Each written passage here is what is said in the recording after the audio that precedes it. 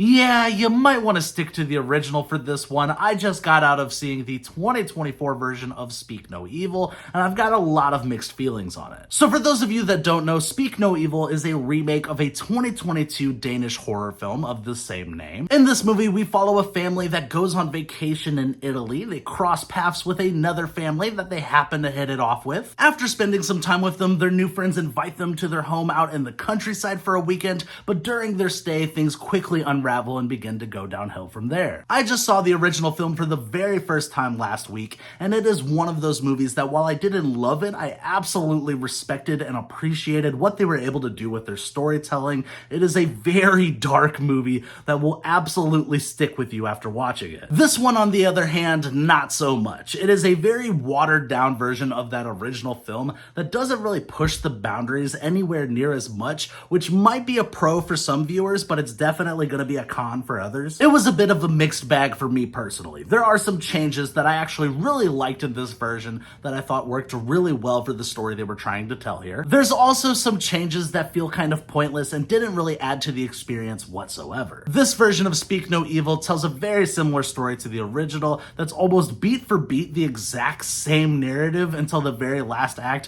where they make some changes and decide to pave their own path. James McAvoy is 100% the best part of this entire film. He chews the scenery anytime he's on screen, and his commitment to this role really elevated the entire film for me and made it a more enjoyable watch. He single-handedly brings so much personality to this movie, and if it wasn't for him being in it, I think it really would have struggled and potentially even felt like just another soulless remake. While the performances are pretty decent all across the board, I will say the main characters can be really frustrating at times. At times, they can even border on being downright unlikable, which can make for some really awkward moments when you can tell the director is wanting you to root for these characters, but instead you're just left feeling indifferent about whatever's about to transpire. Overall, Speak No Evil isn't a bad movie, it's just not a very good one either, and in a year full of some really great horror films, this one just happens to be one of the more forgettable ones. I'm going to be giving Speak No Evil a 6.5 out of 10. Thank you guys for watching, I hope you enjoyed this review. Like, subscribe, and all that YouTube stuff, and have you seen Speak No Evil, or do you plan on checking it out this weekend? If so, I'd love to know your thoughts on it.